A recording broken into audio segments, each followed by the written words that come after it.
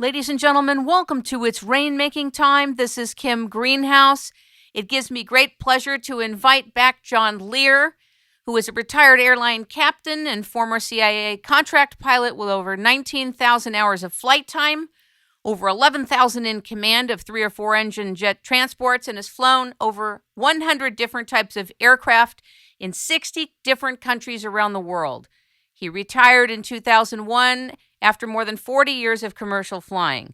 He's also the son of Learjet inventor Bill Lear, and John holds more FAA airman certificates than any other FAA certificate airman.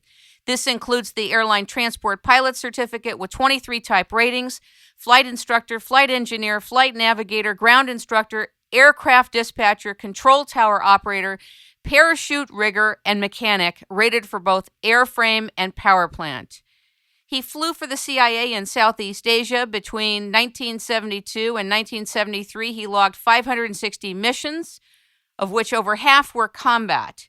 He also flew contract missions in Eastern Europe, the Middle East, and Africa between 1977 and 1982.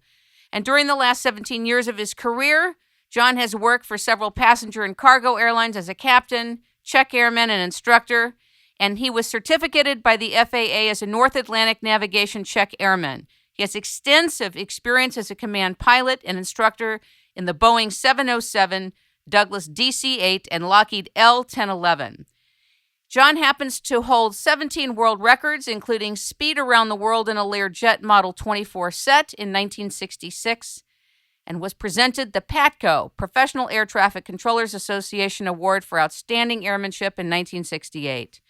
He's also a father of 4 children, 4 grandchildren, and lives with his wife of 39 years in Las Vegas. Ladies and gentlemen, welcome John Lear back to It's Rainmaking Time. Good morning. Morning, Kim. I invited you back. There's so much to discuss, and even after our interview, I went and listened to it again and again and again. And I put myself in the position of not the interviewer, not the person in dialogue with you formally, but the people that are listening. And I have questions and also new areas of discussion to open up with you. Thank you for being here again. Great. In the first interview, you spoke very definitively about 9/11, about your experience flying, and what really is in the realm of reality relative to what a pilot could do in those type of airplanes. And I listened very carefully. I also listened to you talk about the advanced holographic technology and how it could be used in this type of an event. And then I looked at the patents, and I went back to your site and saw that you had laid out very carefully the detail that this has been around for a long time. So I could accept that. There's a couple of things that came to my mind, though, that were difficult to accept, and I wanted to talk to you about the people that called in, saying goodbye to their family members, supposedly called in from these airplanes. How were these voices calling in their family members? That's the part I don't get. Those were all fake calls. None of those calls actually happened. You mean family members really didn't get calls? No. The one where they made the movie out of it, Todd Beamer says, "Let's roll." That was all fake. What about his wife? Wasn't she the one that said that happened? He was with her, and they don't hit her too hard on what the truth is. They just go on, and she still thinks it was him. But you can't get away from the fact that when she first picked up the phone, he says, "Hi, Mom, it's Todd Beamer, your son. You recognize me, don't you?" I mean, come on. I didn't know that. You have to read some of the text to realize what a massive scam it was. There were no airplanes. No airplanes crashed into the World Trade Center. No airplane crashed into the Pentagon. No airplane crashed at Shanksville. And I say that from having been a crash investigator in several instances for some of the companies I worked for. And the pictures that I see will start out with Shanksville because that was really obvious. There was nothing. That was really obvious. Yeah, that was like a joke. Yeah. An airplane can't bury itself in the ground. I don't care whether it's an old mining pit or soft dirt. It just cannot happen. Then the Pentagon, I always ask people to Google April Gallop, that's Gallop. Her desk was 40 feet from the hole that the explosion made. There was no missile, there was no drone, there was no airplane, there was no A3, there was no Boeing 757. As a matter of fact, she saw nothing except she heard the explosion and some of the ceilings started to crack. So she took her 6-month-old son, who was in his car seat below her desk, and walked the 40 feet over to the hole, and she crawled up and out of the hole and walked over to the grass for triage. Triage is where doctors see what you need as far as surgery or pain or anything like that. And she wasn't too badly damaged. But she states that she smelled no fuel, no kerosene, no JP7, no gasoline. All she smelled was cordite, hand-type explosives that you'd use. I could totally get that. I could totally get the part about Shanksville. The Pentagon, there was no plane. I could even get that. Our eyes can deceive us. But what about people hearing planes and seeing something moving? That's also part of holographic technology, even the sound? Yes. The holograph technology can produce moving objects with sound and heat and light and noise. And I'm not saying that they were holographic projections, because out of the 41 videos that we have collected, they come in at different angles. So I don't know what happened there, but I do know that no airplane crashed into the World Trade Center, because between the two 767s, there should have been around 6 million parts, all stamped with the Parts Manufacturing Authority and a part number from Boeing. And they didn't find one single part. And they didn't find one single voice recorder or one single flight recorder.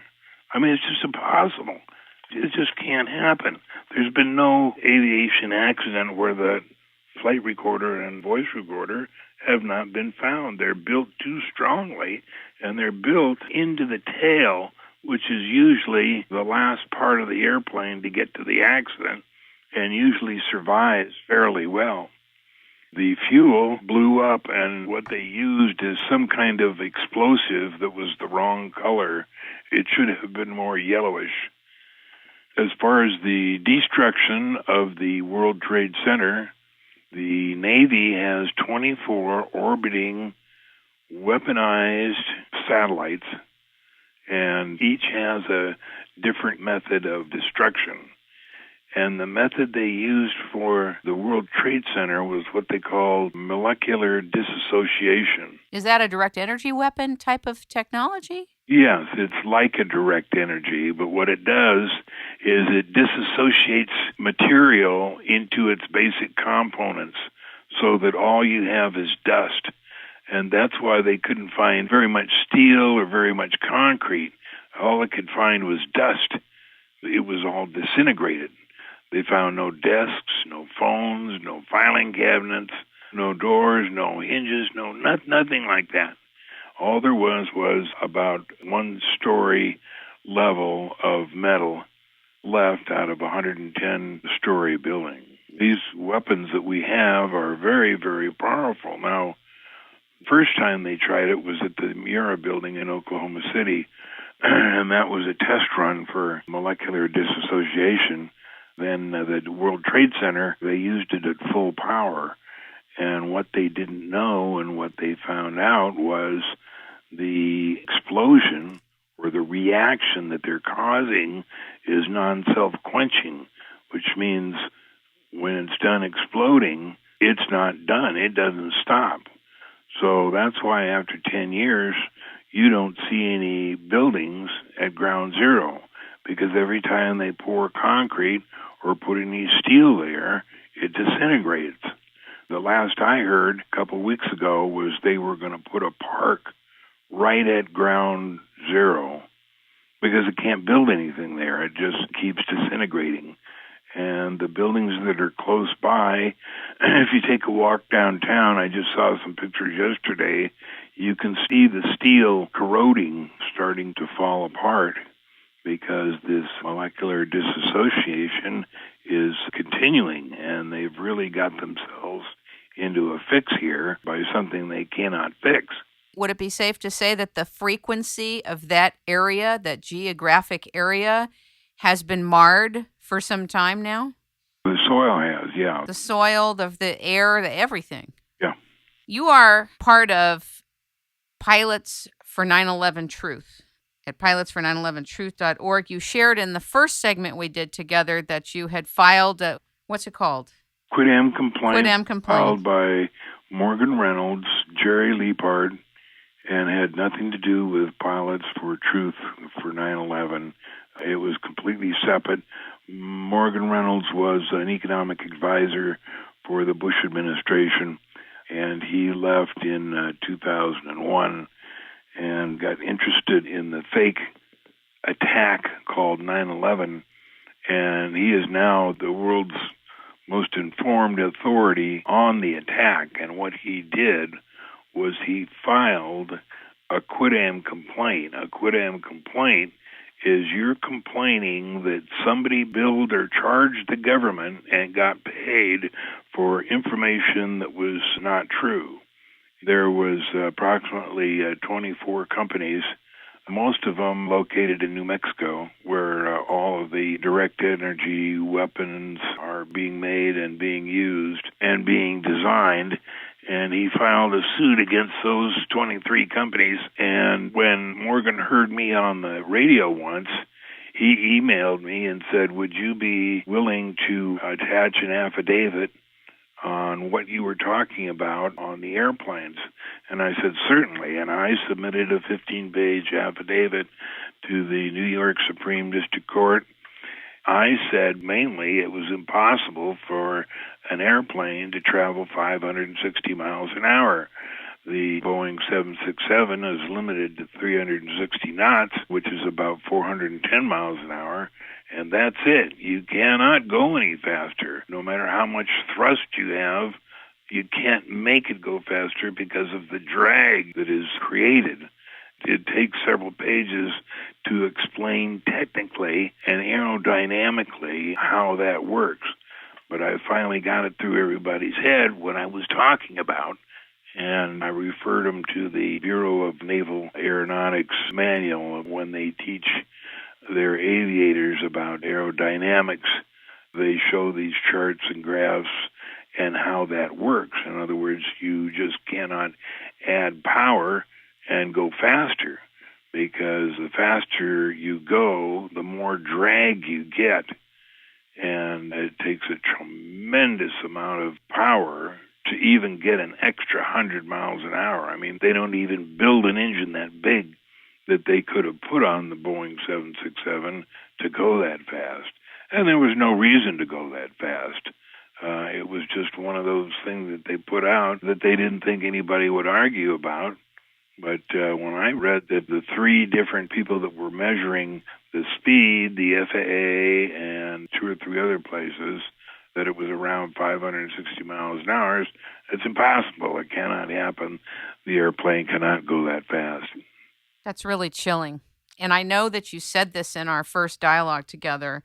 Where was NORAD that day? I don't get it. NORAD is in Colorado City, Colorado, in the mountain there.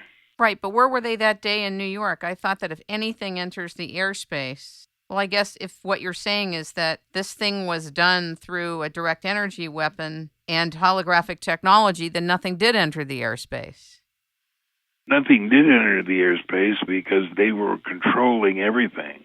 They kept the phone lines busy to NORAD so that NORAD couldn't get any calls to verify it to launch any airplanes. Whoever the perps were, they just kept the lines busy at NORAD so that NORAD couldn't get any information. The only people that had information were the FAA controllers. Now, the FAA controllers at New York Center, which is there on Long Island, got together that afternoon about 2 o'clock and there was about 10 of them, and they sat around a table with a tape recorder, a little cassette tape recorder, and each one described exactly what he saw or didn't see and what his opinion was going on. A couple of days after that, somebody high in the administration, and I don't have the name of who it was, ordered them to physically turn over the tape, and it was cut into little teeny shreds. We will never hear what the controllers thought or said or did on 9/11, specifically because they don't want anybody to know that the whole thing was just a fake. And it was a fake because we needed another war. We needed to go into Afghanistan, and so we needed an enemy in Afghanistan. So we made Osama bin Laden the enemy.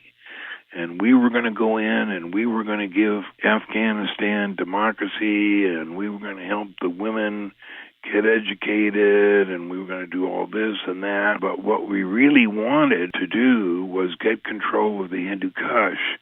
And the Hindu Kush is several provinces in North Afghanistan, which are the exact altitude, exact temperature, exact rainfall, and exact weather for growing opium poppies. And there's hundreds of thousands of acres that we now grow, we harvest, sell, and distribute. And that money is used for black projects. That is good for the people who are running the country because they don't want to have to go to Congress on bended knee and ask for money, because Congress always wants to know what the money is for, and they don't want to tell them. It's a secret. They're running the country, not Congress. I heard that Sandia has a voice morphing technology that they created years ago. Is this true? Yeah, we can do that. That's Very scary. easy. They could take a sample of yours or my voice and then just say anything they want, and it will sound just exactly like you. They have lots of little technology advances like that. For instance, in the Navy, if you elect, you can get a vision operation to your eyes that will improve your vision by 200%. And the same thing with your hearing. You can hear between 150% and 200% better than normally. And it's a voluntary program, but it is available. Wow. And our technology is so far ahead that you can't argue with anybody about how 9/11 was done, because they just come back and they say, no, you can't do that. So when you talk to somebody about holographic technology, they can only think in terms of what they know. And what they know is that it has to be a dark room, and you have to have something to project the holographic image against, like a screen or something. And they cannot get it through their thick heads. The technology is so advanced that they don't need that anymore. They can project a holographic image of a flying airplane into thin air. They don't need a backdrop or a screen or anything like that. And it's really tough when getting into arguments with people, because they say, no, that's not possible, because they're unable to think of how it could be done. But the fact is, it's none of their business. It's a secret, and it's a technology advance that's way, far and away what they're used to or anything they know about. I think when Ben Rich talked about how we have the capability to go to the stars, that told us a lot about the level of what we have that we don't have access to. Well, what he actually said was, we have the technology to take E.T. home. But what he didn't say is we can use the technology to take E.T. home, because I don't think we can get through the Van Allen belt. Now, for years, I thought that we had been to the moon in 1962 and to Mars in 1966. That came from one of my informants. But lately, I've changed my mind, which I'm allowed to do every night at midnight. I hope so. I don't think we're on the moon. Now, it's possible we are, but there's a reason. First of all, we never went to the moon in the first place. Apollo was a sham. It was a series of recordings. It was a series of all what practicing they did put together to seem like 6 different missions. But there was so much evidence now that anybody that believes that we went to the moon are just not informed. The biggest thing is the fact that the moon's gravity is 70% of that of Earth's, not 1/6, as most physicists will tell you. And the problem with that is Newton's second law is incorrect. Kepler's third law is correct. And when you use Kepler's third law, you can figure out that the moon's gravity is 70% of Earth. The second way of proving it is to use the Newton law of inverse square, where all you need is distance and size and the neutral point to figure out the difference in gravity between the Earth and the moon. You don't need to use density. Now, when you're figuring that out with Newton's second law, you're using density, and it's just a guess, and by golly, what the density is. Now, they tell us that the moon's density is 3.34 centimeters cubed, and they tell us that the Earth is 5.5 centimeters cubed, and they use those as finite or true densities to figure out the gravitational force or the gravitational pull of the Earth against the moon. But both of those are wrong. The assumptions for density is wrong, and the way of figuring it out is wrong. When you spoke about this in the first segment that we did, you really went through thoroughly the 9/11. I want to go back to one part. What happened to the planes of the people who supposedly took off on a plane? Where did those people go? Most of them were government employees. They're hidden somewhere, have changed lifestyles or under different names, do different things, and still work for the government. There are several people who actually were passengers who were killed somehow, but we don't know how. But there weren't that many. There weren't 300 people killed in those airplane crashes. Very few, and I would say maybe less than 10 people were killed, or I should say murdered, when 9/11 happened. The ones that really got the short end were the people in the Twin Towers trying to get out. And I don't know what that real number is. It's supposedly up there about 2,800, but we don't know. What we do know is that anybody that complains just goes to the government, and the government gives them a couple $1 million and has them sign a piece of paper that says that they will never discuss this with anybody for any reason forever as long as they live. That's why we can't get any information out of those guys. Wow. That right there tells us that there's something amiss, that something is completely off with the whole event. Because why would the government tell those people, we'll give you X number of $1 million, you're never to discuss this? Again, it's just basically silencing people and paying them off. Because people are going to say, no, I wasn't in any airplane that crashed, or I didn't have relatives that crashed. They're still around. Got it. When we spoke last about the Van Allen belt, I went and I read an article by NASA that said that the Van Allen belt, you can get through it and it's no big deal, basically. So what is the story? What is the truth about this? It's much more dangerous than people are led to believe, that you would need 2 meters of solid lead to protect you from the radiation from the Van Allen belt. We have nothing that could do that. Now, we have mechanical objects that we have landed on the moon to take pictures and stuff like that can get through the Van Allen belt and can be protected, but you cannot protect astronauts from that kind of radiation. It would kill them right away. NASA's information then to the public is completely false. Yeah, I heard an interesting thing here one day as somebody was talking with a guy from NASA, and the guy from NASA says, it's not that we lied about a few things here and there. We lied about everything. I mean, nothing they said was true. Nothing they have said was true.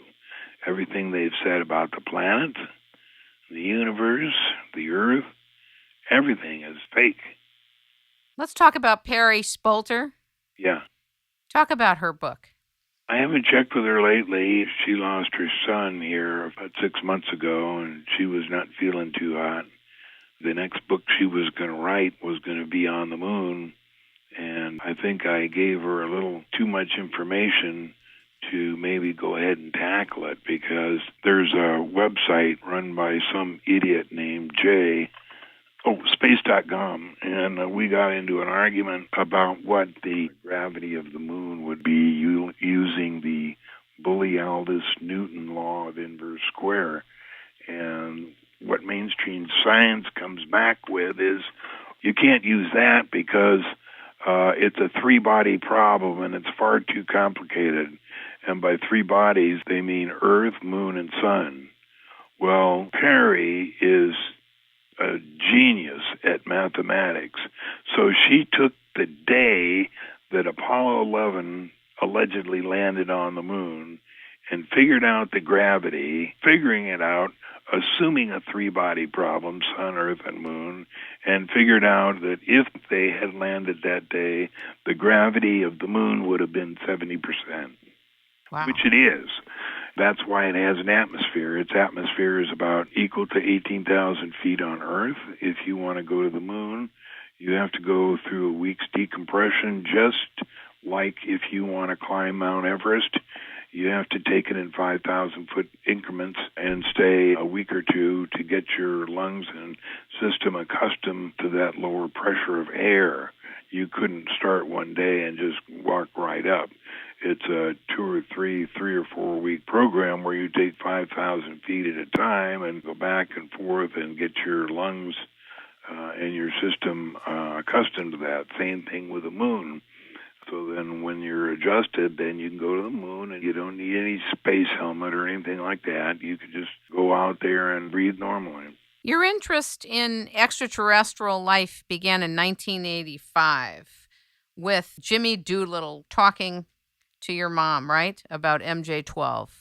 No, my interest began when I read Bud Hopkins' book, Missing Time. And then it was increased when Bill Moore and Jamie Chandra came out with the alleged Majestic 12 papers. And I wanted to find out whether Majestic 12 was true, because nobody had heard that it was true, and nobody had heard of Majestic 12.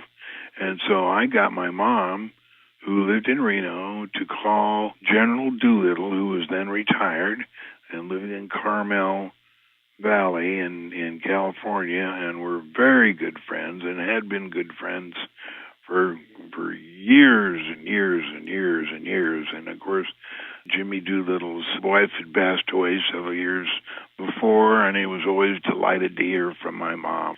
And so I decided that the only way I was going to get to the bottom of this thing was find out what Doolittle had to say about it, because he was in it up to his ears. He was not an MJ-12 himself, but he did a lot of work for MJ-12, and he knew a lot about the saucer deal. So I got her to call him one morning and talk a little short, how's things, how's the weather and everything. And then she said, Jimmy, John's gotten himself into something that I'm not sure is good, but I wanted to know from you, is Majestic 12 real? And he said, yes, Moy, it is, but I can't tell you anything about it. So that was it for me. I was on my way. If he said it was true, then that meant that the papers that Bill Moore had, although they may have been faked, they contained true information and were true. And so that's when I took my famous truck ride, and I went to Arizona, Colorado, New Mexico, and just drove around talking with different people, different military people, different civilians, went to different leads, went to Dulce, and did a lot of research, which people don't do these days. All they do is go to the internet, and if it's not on the internet, they don't know anything about it. Very few people read books these days. They'll look on the internet and get a summary of it rather than read the book. The internet essentially dumbs everybody down because the internet is very controlled about what goes out. One of the things I'm proud of on the internet, Wikipedia refuses to print my name. Now, they put everybody else's name on there, Bob Lazar, all the other UFO researchers, but they will not put mine or any of my background. It's really interesting. I consider it an honor not to be on Wikipedia because it shows that somebody has a grudge, and that somebody is the government. Wikipedia is very controlled. They've got the entire global warming climate agenda on there. If anybody says anything different or cites anything different, it's immediately removed. I don't know why people take it as being a realistic thing anyway. Seriously. You know how all things lead to Rome? Yeah. The Naval Underwater Warfare Center in Hawthorne, Nevada Division. What is that? That's a submarine docking, or what they call them pens. The Pacific Ocean underlies most of the United States, and what we do is at certain places we drill down and put elevators, huge elevators, down to the level of the Pacific, and then we bring the elevators, one of the entrance, two of the entrances I know is one is in San Diego, and one is in Monterey Bay, just north of Fort Ord. They can go under California, and right under Hawthorne, Nevada, there's a huge submarine pen. I think there's room for 100 submarines. And the reason it's there is because in Hawthorne, Nevada, just across the street from the Naval Warfare Training Center, is the weapons and munitions manufacturing company, and I forget the name of it, but they're the ones that make all the special weapons and explosives and ammunition that the Navy needs. And they don't have to transport it on a highway and make it obvious what they're doing. All they have to do is drive across the street. You cross a little train track when you're going from Las Vegas to Reno, and that little train pulls a load of munitions and bullets and missiles and stuff and tows it across to where the elevator is, and they load it into the elevator, and it goes down 4,300 feet to the level of the Pacific Ocean. Then it's loaded on the submarines and carefully packed away, carefully installed and ready for weapon use, and then the submarine then leaves and goes back out the way they came in near Monterey Bay, and then are on their way. Now, there's many elevators, and there's many bases around the United States. One of the biggest is in Memphis, Tennessee, and of course the way they get up there is using the Mississippi River. St. Louis, Missouri is where they do a lot of technical research on atomic nuclear submarines. And so there's a secret place in St. Louis which you go down these set of stairs and open the door, and there's a United States nuclear submarine floating right there. And how did it get into the middle of the United States? Well, it came through the Gulf of Mexico, up the Mississippi River, and parked in St. Louis. There's other bases. There's one at Lake Tahoe, and I don't know about that one, except a Navy commander friend of mine made the comment one day that he's going up to Lake Tahoe, and I said, what are you going to do up there? He says, oh, we got a big secret meeting going on. And I said, well, why at Tahoe? He says, well, that's where one of our secret bases is. So there may be an elevator there, or there may be an elevator at Pyramid Lake. There's something happening at China Lake, California. China Lake is a Navy weapons testing base, and people have seen nuclear submarines floating around specially constructed pens. So how they get to that level, which I believe is only about 1,500 feet, how they get to that level, I don't know. The Navy submarine base, there's a new battleship that's computerized called Fleet 21. Do you know much about that? It's a battleship that is completely computer operated. There's not one single person on the battleship. It's serviced completely by computers. And on the fantail, or the back of the boat, there's a large landing area where if it needs to be serviced, there's a crew of 6 or 9 technicians that can go on there and fix anything that needs to be fixed in those computers, and then they take off and leave it, and then Fleet 21 goes on its mission. I'm not sure how many we have now, but I know that 2.5 years ago they were doing sea trials down there at Coronado, south of San Diego, so it should be fully operational. And we have another real interesting boat. It's called a fast attack sub, and it uses a fusion reactor. Now, people say, well, fusion reactor, I mean, that's in the future. We can't even make one on the ground, and that's not true. We've got fusion reactors, engines that are extremely small. We can use them for all kinds of different things. And one of the things we use them for is the new fast attack sub. It's about 70 feet long. It has a crew of 9, and it can carry a crew of 12 SEALs. There's a SEAL lockout, which they can use by being at a certain level under the sea and letting the water in, becoming accustomed to the pressure, and then leaving the submarine, going out and doing their job, and then coming back, getting in the submarine and repressurizing and going on their merry way. The advantage of these fast attack subs is they're really fast. They go about 125 knots.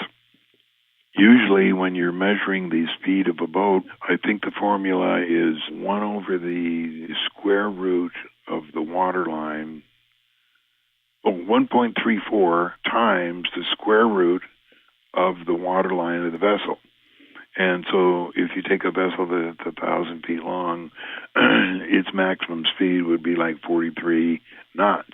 Now, most of the carriers that we have, they talk in terms of maximum speeds of 45 to 50 knots, where in fact, even before we had fusion reactor engines, we could get those things up to 95 knots by using reactors. I think the Enterprise had 5 nuclear reactors, would push them through the water. And what they did in those days is they had a special skin that when it was charged, it would push the water about 10 centimeters away from the hull and essentially would have no drag. And so you're just pushing it through air and you're not limited. I mean, the thing is just like an airplane just sailing through the sea, and it could go 95 knots. The ones we've got now even go faster. The Ronald Reagan carrier, I think, goes pretty fast, probably well over 100 knots. It's kept secret from most of the personnel on the boat by telling everybody they're confined to lower decks because of a possible bad weather, and they don't want anybody swept off the deck. So everything is sealed towards the deck so that nobody can get up there and see how fast they're really going. Navy is in complete control of the 24 weaponized orbiting satellites. They have 2 Naval Command satellites that they use to operate these weapons. I don't know how many each one holds, but there are 2 of them. We've got the International Space Station, plus 2 Navy Command satellites, plus 24 weapon satellites. So your next question is going to be, holy smoke, where does all the food come from? Well, the food comes mainly from rockets that are sent up, and they're full of fruit and canned vegetables and food like that. Every time the shuttle goes up, we're told when it takes off that they weren't able to get the exact inclination right, so it was going to take them 3 days to catch up with the International Space Station because they were just a little bit off course, and it would take them 3 days to make those slight corrections to get into the position to dock with the International Space Station. But of course, we found out that was baloney. What they were doing is using those 3 days to unload half their cargo to the different space stations. Half of them were unloaded and fed going up, half fed and loaded going down. Now, what happens here is that every time a shuttle is launched, we find out that the Russians have launched 2 of their rockets that are sitting there at the International Space Station with food and supplies ready to be put into the space shuttle when the last half of its cargo, now half of its cargo is food and supplies and half is for some whatever mission they got going on in the International Space Station. But then when that's unloaded, they've got the whole thing completely empty, and that's when they start putting all the stuff that the Russians got, food, vegetables, material mechanics, avionics, equipment, all kinds of stuff. They load that up, and then when they undock from the International Space Station, it should take them 54 minutes from undock to landing at Cape Kennedy. But surprise, surprise, it always seems to take 2.5 days. I've been in arguments with these guys, these idiots on the website. One is Jim Oberg and the other is Jay Reynolds, I think his name is. But anyway, when you're arguing with them, we say, well, what do you do for 2 days? And they say, well, we have union rules. We have to have 2 rest periods, 2 consecutive rest periods. We have to exercise. He says, actually, we're not slave drivers. We want to have a little fun before we go down, which is, of course, complete baloney. What they're doing is when they undock, they're now going to the satellites that they missed going up, and they're taking all the food that was delivered by the Russians in their 2 rockets and distributing it as they go back down the line. Now, when the last shuttle is retired here in the next year, we have got enough man-rated rockets to be able to handle that. Many people think that the only way we have of getting into space is a space shuttle. But in fact, there are 4 other rockets that are man-rated that operate every day. People are unaware that we have 24 major launch sites around the world that we use all the time. They can launch things as big as a Saturn V. The new places they got is Wake Island, one is Johnston Island. They've got something going on at Midway. They've got something going on down at Christmas Island. Of course, there's a huge facility down at Antarctica, but I don't know what they're doing down there. But they've got places all over the place to launch our man-rated vehicles, and also they have sea launch. Now, sea launch is a boat, a large boat that can launch a rocket. And the rocket can go up to supply satellites that have personnel on them that need supplying. The Navy is just about to launch their own sea launch, and that should be in the next couple of months or so. They don't want to be left behind, so they started working on it, trying to get some pictures of it, but I haven't got any yet. They're getting pretty secretive. I had some friends come over that were very, very knowledgeable. One was DOD. We didn't ask him for any information that he was not allowed to talk to us about, but we said on a scale of 1 to 1,000, 1 being that we didn't know anything about what the secret government was doing, and 1,000 being we knew everything that the government was doing, where would the average American be? And we figured out it would be 0.5. Wow, that's profound. And we put ourselves at 0.7.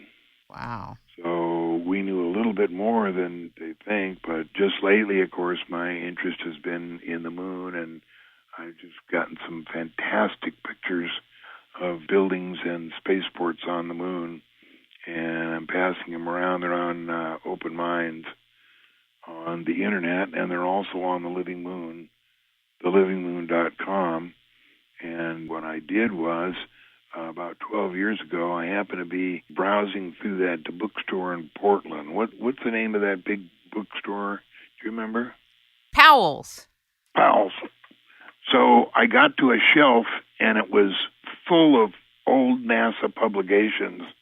And I got a little tray, and I put every book on that tray, every book that they had, and bought them, just on speculation. And it turns out it's been a godsend because all of those books contain pictures that were published by NASA pre-1970. Now, anything pre-1970, they didn't airbrush very good. It's only after 1970 that they really were careful with airbrushing houses and buildings and cities and stuff out of pictures. But those pre-1970 ones are the ones where I'm getting a lot of good stuff. And that, as I say, that can be seen on thelivingmoon.com, which is not my website. It belongs to Ron Schmidt, but it's one that I contribute to. Can we talk a little bit about the Doomsday Seed Vault in the Arctic? I don't know. All that doomsday stuff is baloney. Nothing's going to happen in 2012. Right. I remember you saying that. Here's the thing. The Doomsday Seed Vault really does exist. So obviously, there is a purpose to have seeds in the event something happens, period, which doesn't necessarily have to do with Planet X or Planet Y or whatever. It is there. I just wondered why it happens to be in that location. I'm very interested in Antarctica, and I know that Ron Schmidt, you had shared, really is knowledgeable about Antarctica, and I was wondering if you are. No. I hand everything over to Ron Schmidt on Antarctica because I've just got too many other interests going on, and he is really up on Antarctica. Project Red Sox regarding nuking the moon. Can you talk about that? I don't know anything about it, but we certainly aren't going to nuke the moon. There's 1 million people that live up there, and I'm sure they'd be pretty pissed off. I used to think that all the towns were on the far side of the moon, but not all of them are. There's plenty on the near side. You just have to know how to look. And they also hide cities with holography. In thelivingmoon.com, we've got an excellent photo of Endymion. A friend of mine was looking one morning when they had the holographic technology turned off, and he saw what was there, a lot of buildings, and so we put those photos side by side and show you what they were cloaking there. There's another city called Batavius B. Got a great picture of it all lit up, and then a picture that if you just went out with your telescope and pointed at Batavius B, you wouldn't see anything but just ground and mountains. Have we been to Mars? I don't know. I used to think that we were, and we had this yo-yo that came out of Livermore Laboratories. His name was Deacon or something like that. And he said that he would go to Mars in a jump room. And a jump room was like an elevator.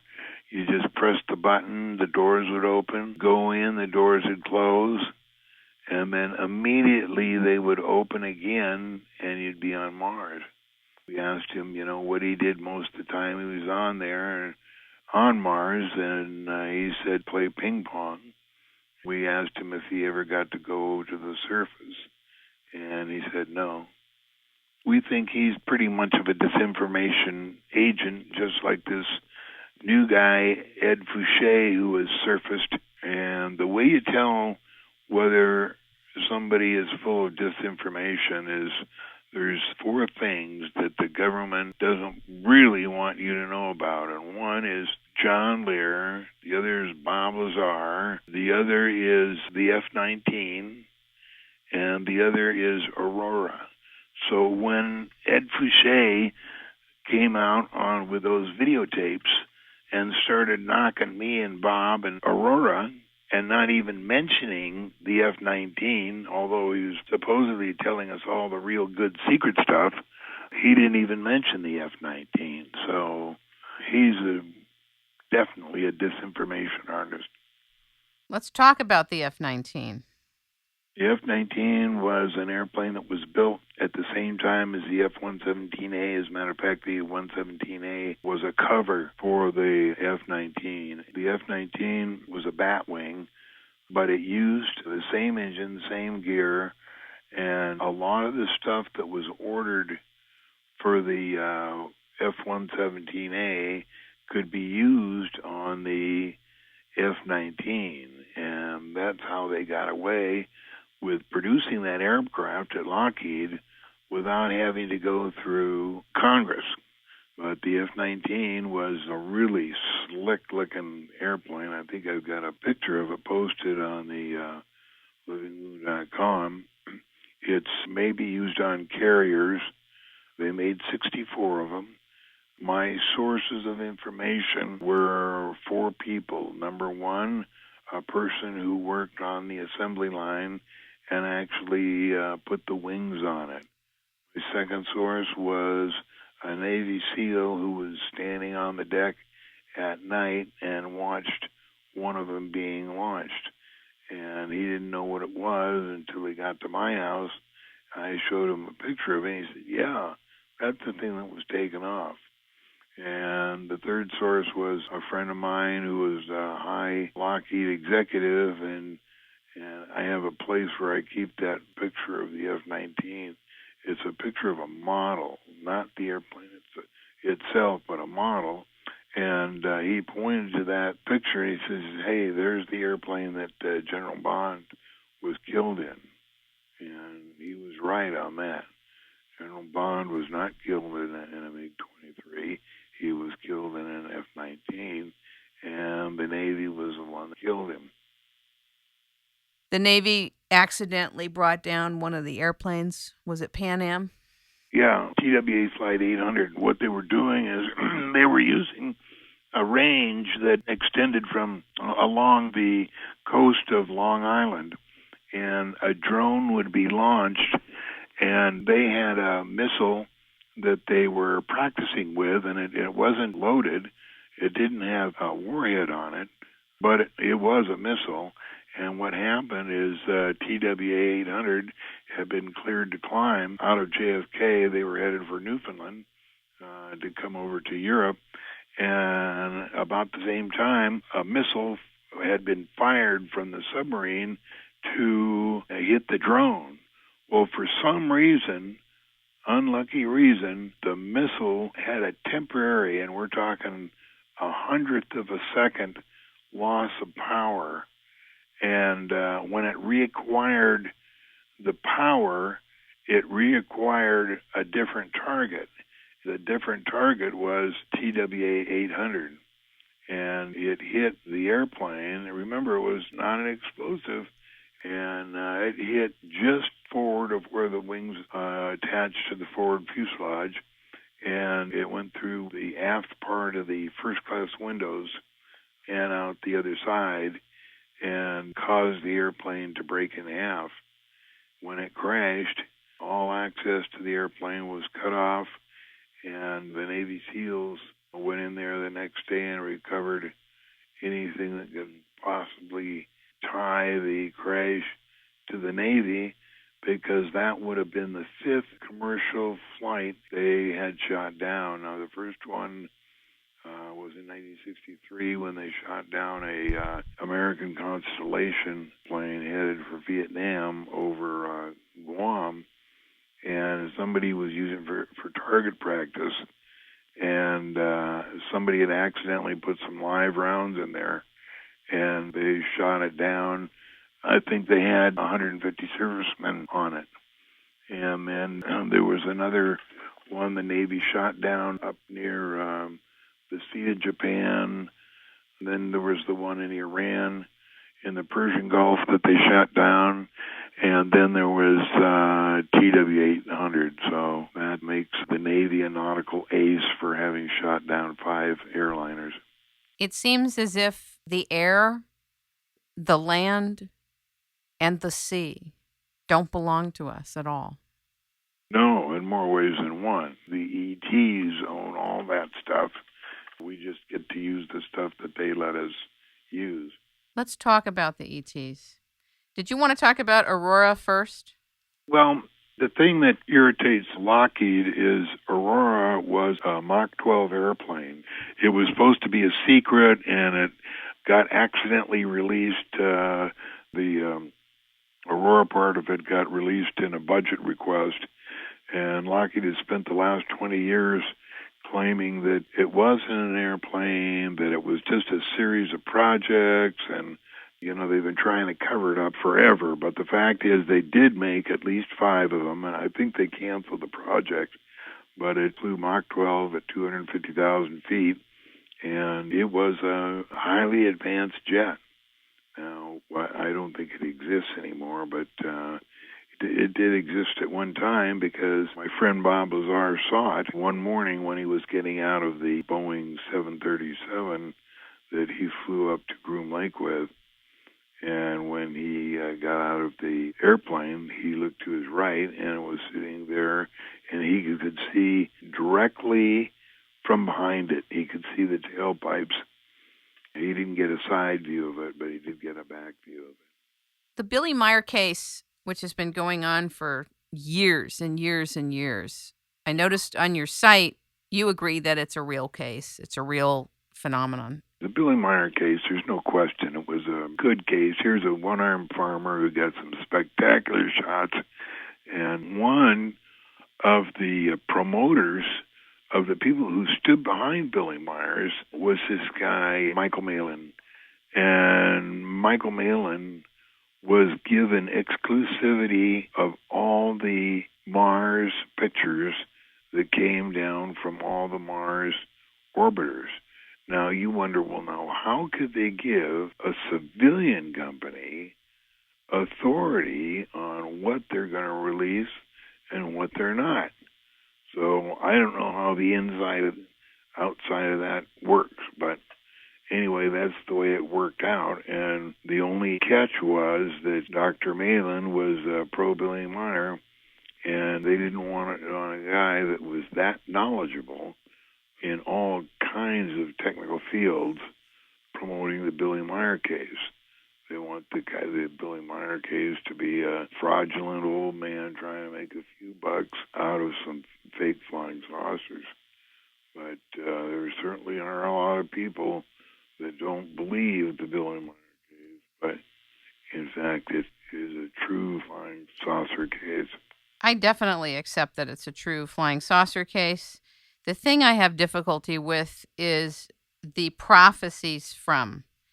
I've done maybe 300 hours on this whole thing about climate and global warming, and these prophecies, some of them may be true, but some of them are completely false. Right. That's the problem I have with it. It's the prophecy type thing that's being transmitted to us from him through his spokesperson. That's where I have difficulty.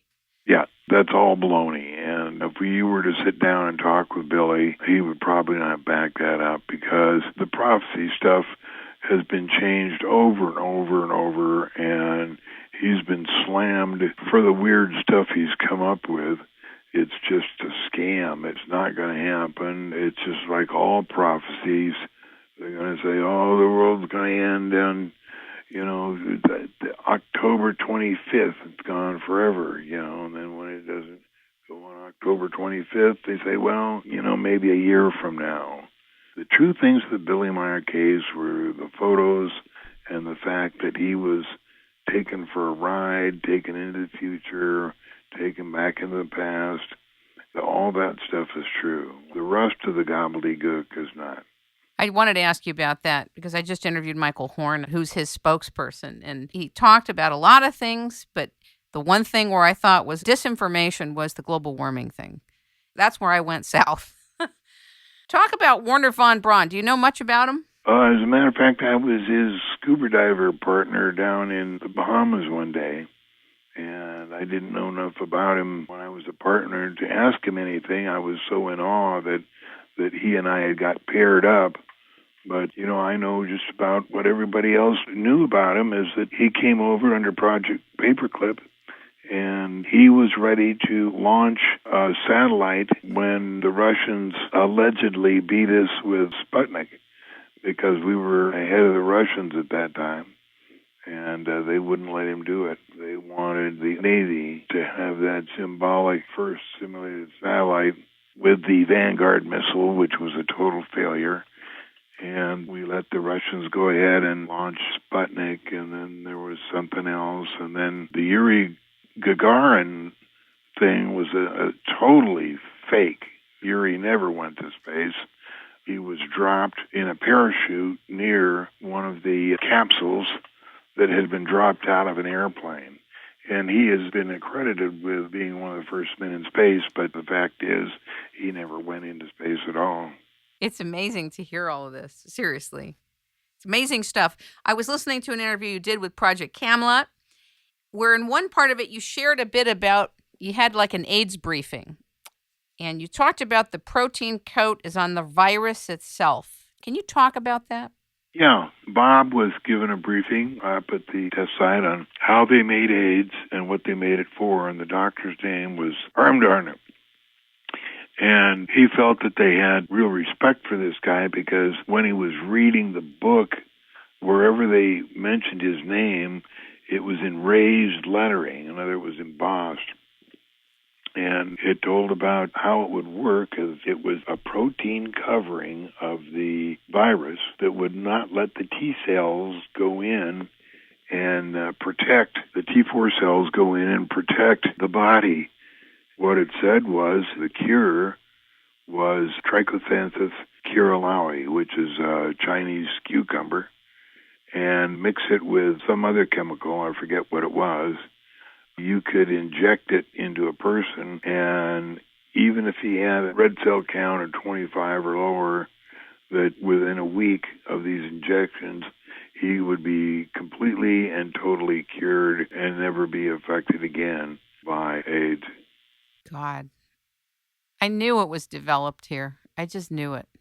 I had such a strong sense that it was developed. It didn't just evolve. Yeah, no, it was invented by the Navy, and it was supposed to reduce the population. Now, apparently they didn't go ahead with the program because the papers that Bob read, 3/4 of the world was supposed to be gone by the early 90s, and of course we know that didn't happen. So. Well, they definitely dropped it in Africa. They dropped it in certain subsections of populations. They didn't drop it into the white population as much as they did the gay population and the Afro-American populations. Yeah, I don't think it's dropping it. I think it's inoculation. Do you get inoculations by any chance? No, I don't need them. Most people don't need them. Is there anything you'd like to say about your concerns for life today? I'd just like to say that I live by a code that is integrity without envy, greed, or hate, and total love for my family.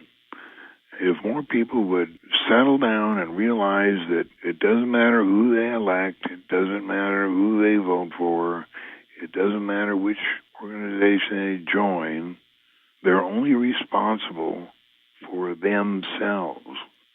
And spend as much time as you can with your wife and your children. Be part of the better part. You're not going to help anybody by worrying about the starving children in Africa or the war in Iraq or the coming war in Iran. Or so many people are on the internet saying, we got to do this, we got to do that, we got to get Ron Paul in, he'll do something. Nobody's going to do anything. No elected official is going to do anything. Obama had a lot of good ideas, but, the first day he was in office, he was visited by 3 or 4 men who told him exactly how it was going to work and exactly what he was going to do. The presidents get their briefing, and they're nothing more than a figurehead. They're not allowed to do anything they want. They just have to go ahead with the program.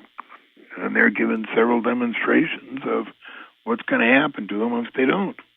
It's going to go along the way it's planned, and life is written.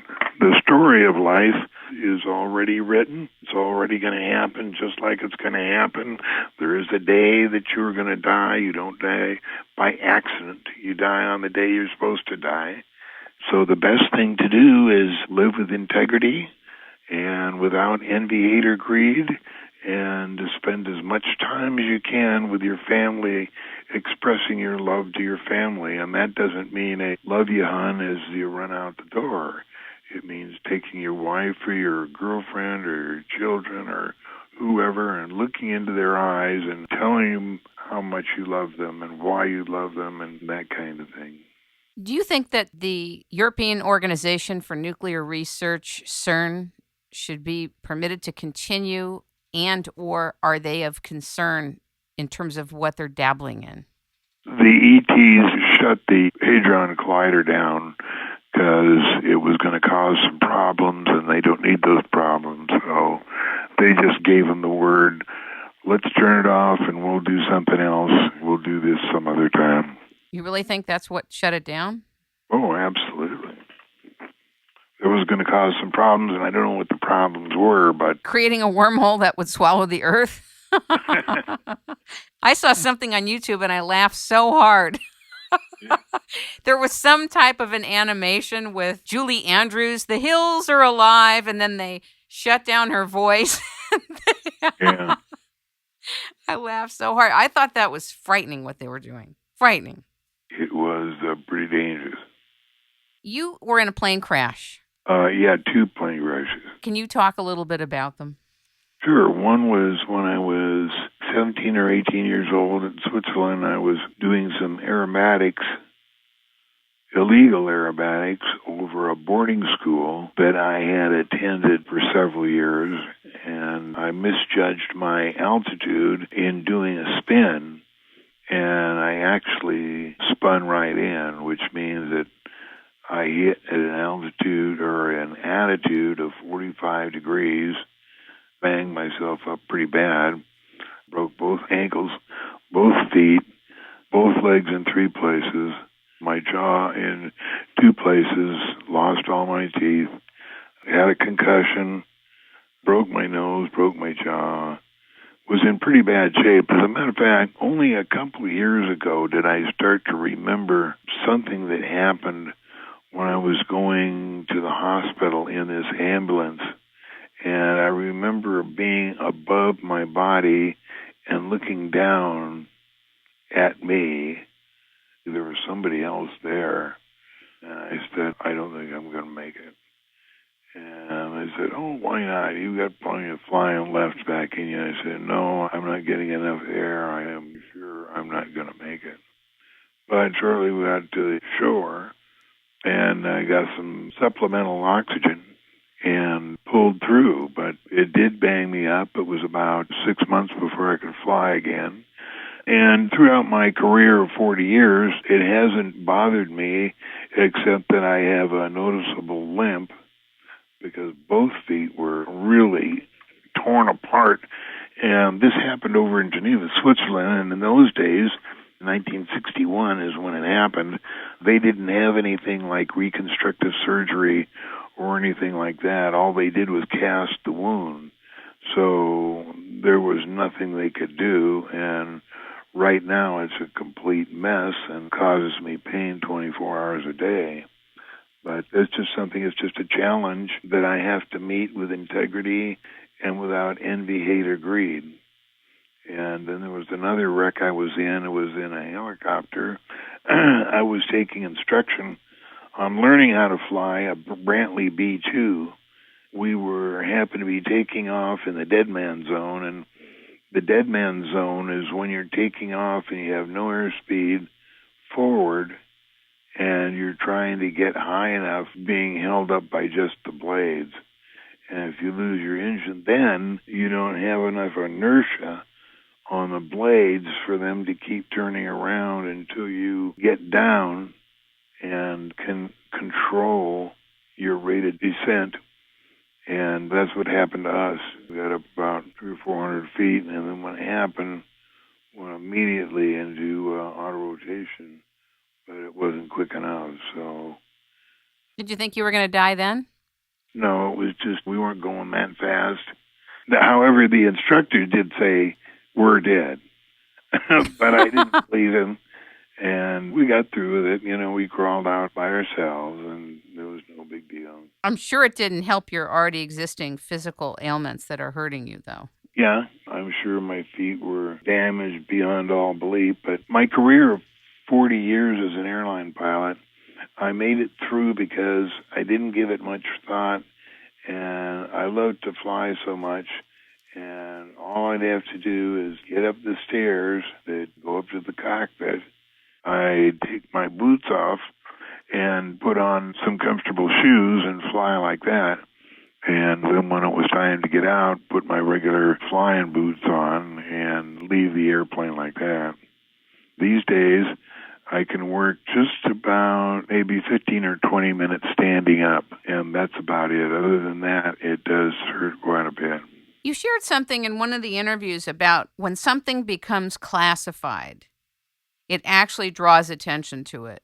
There's a paradox that when something becomes classified, it can draw attention to it so that some things are not immediately classified or something like that. Do you remember saying something about that? No, but it sounds correct. One of the ways that they have remedied that is using old names for new projects. For instance, there's a super secret base in the middle of the test site halfway between the Tonopah Test Range and Groom Lake called Sandia, and it's huge, and it's got 2 runways, a huge hangar, and then into the mountains south of it, it's got huge underground offices, and it's got 5 barracks that are a mile deep, and each one can hold 15,000 troops. And they named it Sandia because there's so many people that know about Sandia Corporation and Sandia Mountain, and so they did a stroke of genius, was name it Sandia because everybody's heard of that before. It's only when they hear a new name that people start trying to find out the new project. Do you think that we have had the ability in the Secret Space Agency or in maybe DARPA to carry out time travel? Time travel is possible. Whether we've done it or not, I don't know. If we did do it, we did it with the help of the ETs. Now, we work with several species of ETs up at Groom Lake. As a matter of fact, one has their own administration building. They gave us a time machine, and the name of it is Looking Glass. And you can look in this thing, and you can look back in time and forward in time. I don't know how it works. I never saw it. I never heard it described, except the fact that it is there. Your relationship with Bob Lazar has been a profound relationship, and I've heard you talk on several interviews about his work, his findings, and I guess up till a few years ago, what he was doing. Is there anything you'd like to share with this audience who may not know about Bob Lazar? Well, more and more people are believing what Bob said because his story has never changed, and more things happen that back up what he said. Now, the guys that come out to knock him, like Ed Fouché and the deacon from Livermore, you know, they start bad-mouthing Bob, and also this guy Stan Friedman, because his records don't match up. That's the last thing you want to check because it's so easy for the ETs to change records. When you say records, what are you talking about? Employee records, performance reports. Wouldn't that be something that our government can do too? Yeah, but if it has to be done on a rapid base, some guys can have done so much and their file, reached to the ceiling, and they've got to go through that and change everything to restate the way they want people to remember him. Now, as far as Bob Lazar's records, they erased his total existence. They erased his college education, both his attendance to Caltech and to MIT. They have magical ways to do this, and they're helped by the ETs to do this. And the specific reason is because they don't want people going around telling secrets. And they do tell secrets. They want to have a way instantly to pull the plug and make him look like an idiot. Wow, that's really profound. A person could be doing something their whole life, and then all of a sudden, poof, they never were doing that. They're not that person. They never had that entire life. Yeah. That sounds pretty heavy-handed. Do you trust these ETs? It's not a question of trusting them because there are so many ETs. First of all, you have to understand that there was no Big Bang. The universe is infinite. It goes on forever. And it has been going on forever. And there is no beginning and there's no end. There's billions and billions of different species of ETs. There's a billion times a billion Earths, almost identical to ours, but some are a little bit more advanced technology-wise. Some of them are a little bit less. They can do just about anything they want. So whatever they want to do, they can do technology-wise. The Big Bang really did seem as though it was part of a mythology to me. Now that we know about the infinite universe and the field theory, it's obvious that it didn't just start at one point. It has never not been. It's so interesting. The unified field theory. I think it would be hard for people to fathom. When you say billion times a billion, it sounds exaggerated, but you literally mean it. Right. There's a billion times a billion Earths similar or identical to ours, and some are more advanced, some are less advanced. But when you talk about good ETs and bad ETs, there's just as many good ones as there are bad ones. Our government happens to be allied with bad ones at this time. But hopefully it'll work out eventually, and we'll be allied with good ones. But we made an agreement with some bad guys, and what we got was a technology which we wanted for bombs to kill people. How do you say what you're saying with the level of confidence? Did someone tell you this? Yeah. I talked to Lou Baldwin, who's known as Sleeper on the website. They have to go into his background. He was with the Army for 5 or 10 years, and he went on trips all over the solar system and beyond. He has a lot of information. And then you listen very carefully to other people, which add to information. And I have a few friends that work in the scientific community, and they let information slip just a little bit at a time. So it's really the putting together of the people that are either in your inner circle or people that you're paying attention to. Now, I know that there was a big conflict on ATS, and there was all this trouble that they gave you. Was it connected to the Lou Baldwin write-ups, or was it completely separate from that? No, I don't think it had anything to do with it. I'm still listed there. I can go back.